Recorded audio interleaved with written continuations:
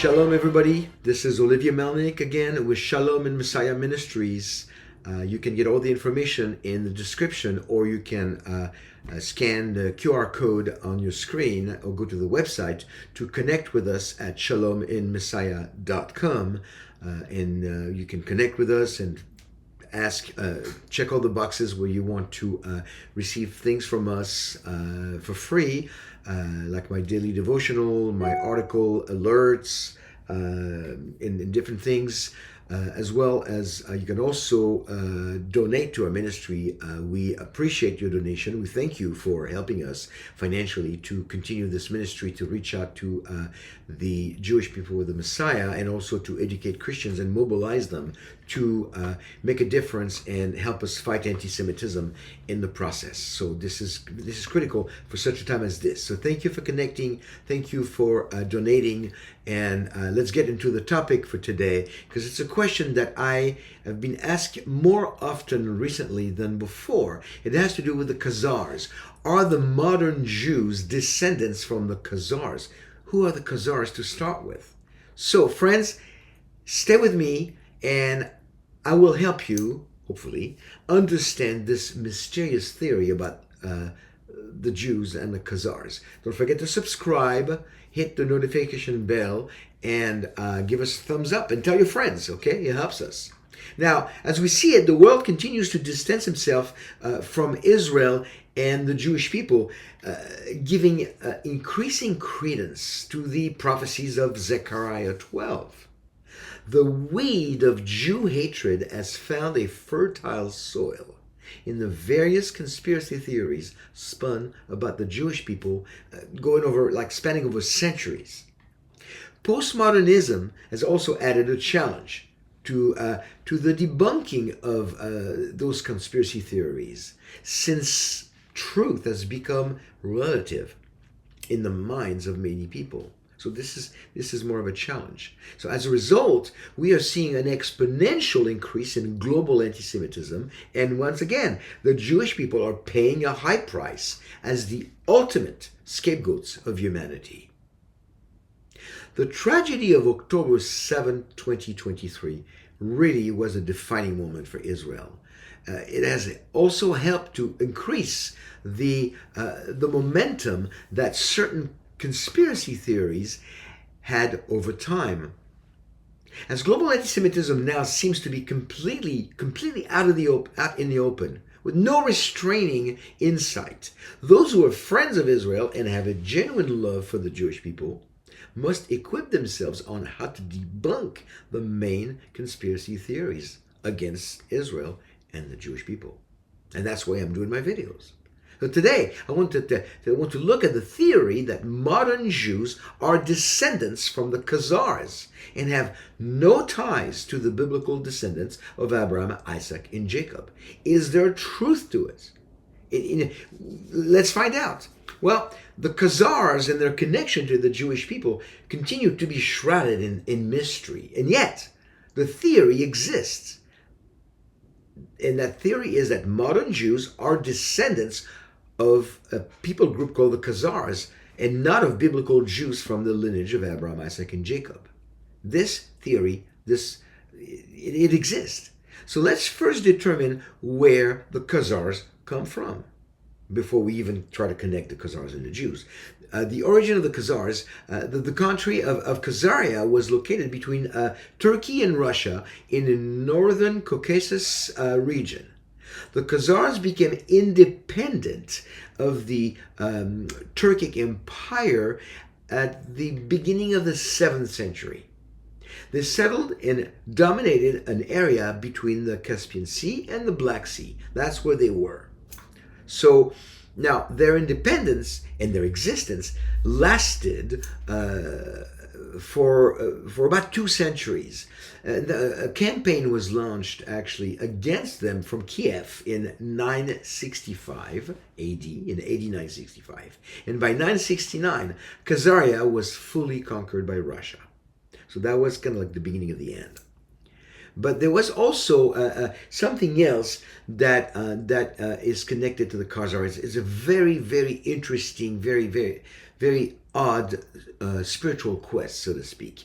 Around 740, in AD 740, king of Khazaria, King Bulan, the ruler of the Khazars, is said to have led his country to a conversion to Judaism. He had the desire to embrace a religion, and he didn't know where to go. So the king is said to have invited 3 spiritual leaders, a Christian, a Muslim, and a Jew, to his palace, and entered into dialogue with each one individually, inquiring about the virtues of each religion. At the end of the meetings, the king chose Judaism, converted, and influenced others within his realm of influence to do likewise. We're not sure how many, but it was more than just him. So that story is reported actually in details in Rabbi Yehuda Halevi's book known as the Kuzari, a book of argument in defense of a despised religion, which Yehuda Halevi wrote in the 12th century. The book is written as a novel, in which Halevi reconstructed the events that might have transpired, obviously giving preference to Judaism over the other 2 religions, Christianity and Islam. It is important to take in consideration the fact that the Kuzari, the book, was written 500 years after the events it describes took place. So there was a span of time between the events and the writing of the book. Just keep that in mind. Another line of evidence corroborating the Khazars' conversion to Judaism were a group of letters, the letters of Hasdai ibn Shaprut in the 10th century. He was aware of the story of the Khazars and decided to send emissaries to that region to investigate its Jewish connection.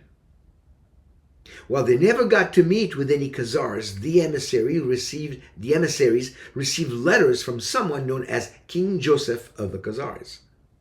The letters were very detailed about the conversion, but unfortunately, by now they've widely believed to be forgeries. They're not real letters.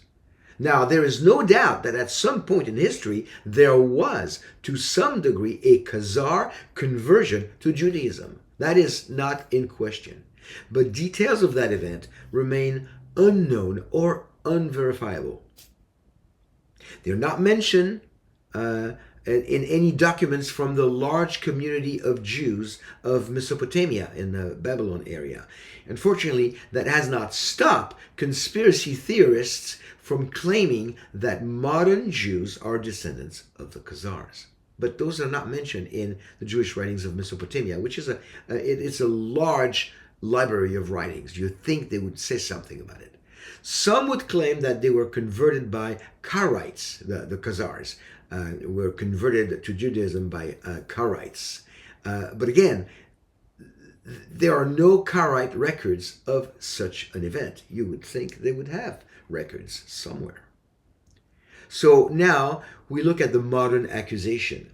In the mid-70s, in his book titled The 13th Tribe, Arthur Koestler posited that modern Jews are all descendants of the Khazars and no longer have any connection to biblical Jews. His theory quickly became a convenient approach, think about it, a convenient approach to delegitimizing Israel and the Jewish people's right to the land.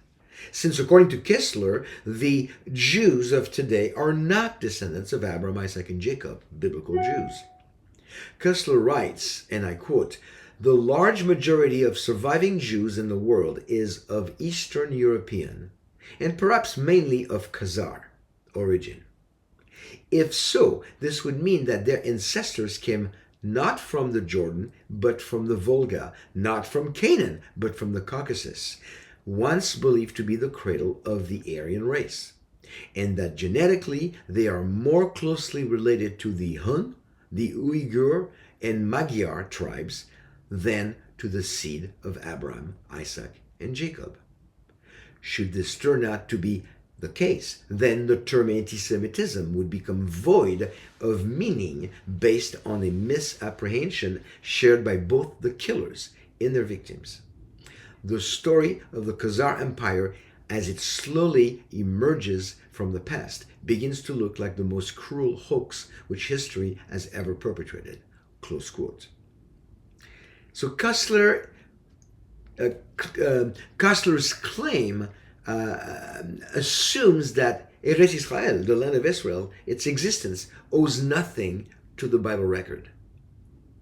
His understanding is that Israel exists because of a United Nations partitioning that took place in November 1947. And it did take place. But he claims that this has no connection to any biblical record. He further states, and I quote, "I am aware of the danger that it may be maliciously misinterpreted as a denial of the State of Israel's right to exist. But that right is not based on the apathetic origins of the Jewish people, nor on the mythological covenant of Abraham with God. It is based on international law, i.e., on the United Nations decision in 1947. The Israeli citizens' racial origins and whatever illusions they entertain about them, their state exists de jure and de facto and cannot be undone except by genocide." Close quote.